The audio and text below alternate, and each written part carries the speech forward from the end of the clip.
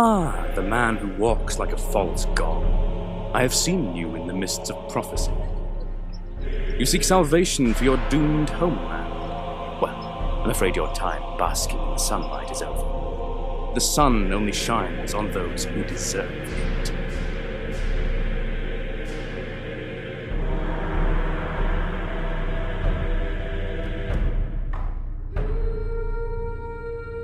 Apotheon is a fresh take on action RPGs, and a refreshing look at Greek mythology, with its presentation being the definite draw.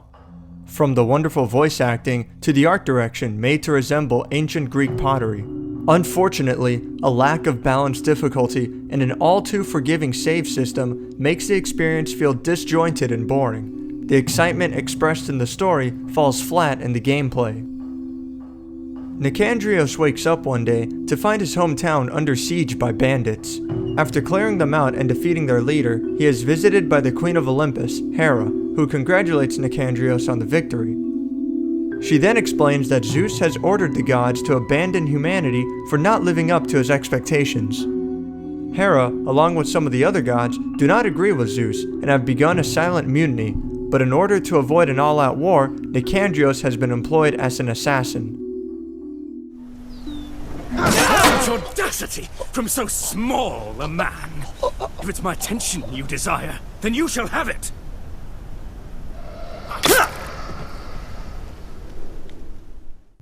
The story is pushed along with top-notch voice acting, in addition to bits of text which explain the backstories of many of the gods. Apparently, these are actual transcripts taken from ancient Greek writing, and the author is added as a footnote. This goes a long way in fleshing out these characters, as you'll learn why Apollo is so arrogant, or why Hades isn't nearly as evil as popular media tends to portray him as. Now, I'm no expert in Greek mythology, so for all I know, all this stuff could have been made up, but at the least, it does give a very authentic atmosphere to the world. It makes it seem believable. I don't expect to see you return in flesh and blood, but seeing the spark of life again brings some color to this grey old man.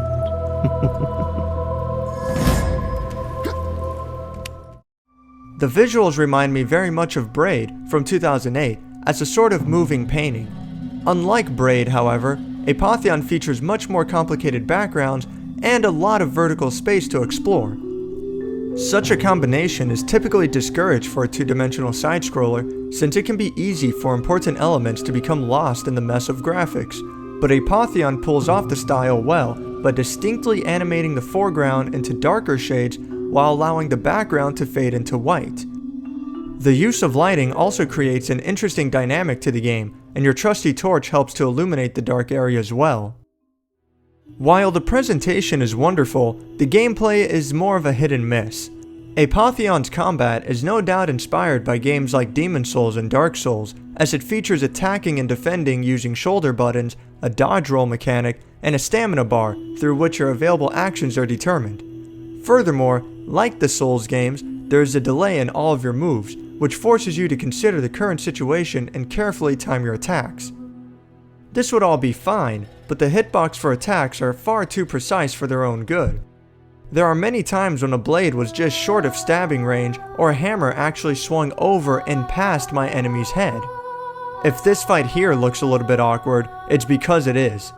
You get your cool moments here and there, but for the most part, combat feels less strategic and more like a struggle.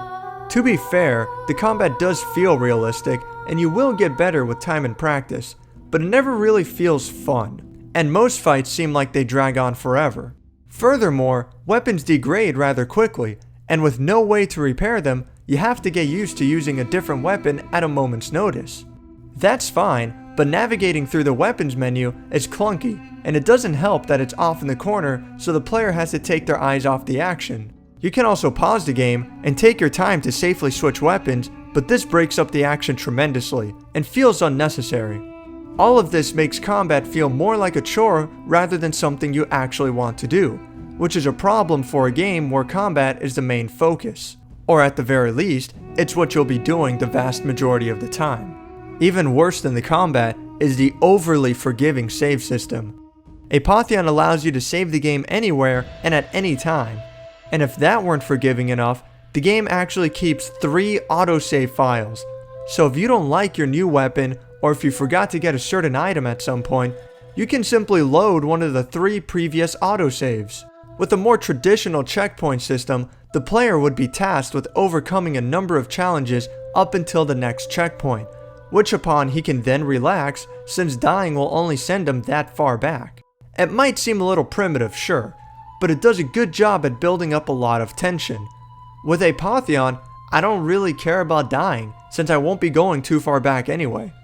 And even if an area did happen to give me trouble, I can simply save the game right before a particular fight and try as many times as I wish.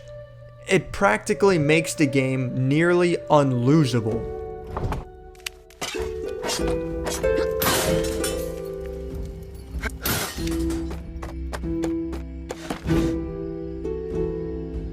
Right, Apollo, patron of beauty and reason, I pray to you grant me balance in this fight. I feel like this save system was put in place of actual difficulty balancing. There are many areas where the player is suddenly ganged up upon or where unusually strong enemies begin to appear. Instead of properly balancing the strength of the player's avatar in relation to the current area, the developers have instead decided on an easy way out and simply allowed the player an infinite amount of retries. That's not to say that the game is overly difficult. More often than not, the right weapon or an enemy's weakness will become obvious to the player in time, usually sooner than later. This is often the hallmark of a typical RPG, but even this feels unnecessary when perseverance will eventually guarantee victory. I don't mean to infer that Apotheon is poorly made, because it really isn't.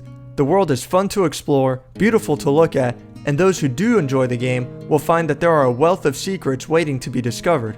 While the story is both minimalist and predictable, it is told expertly, and even though I found the game to be boring for the most part, I did feel invested just to see what the next dungeon would be or to hear another line of dialogue. It's just a shame that the overall gameplay feels pretty lazy, despite the fact that the foundation is strong and some of the set pieces are pretty exciting. I can't quite recommend this game against much of the competition on the market today, but if all you have is a PS4 and you're looking for something a little different, then Apotheon isn't a bad choice. Thank you for watching my review of Apotheon. If you enjoyed this video, click the like button, and if you'd like to see more, subscribe.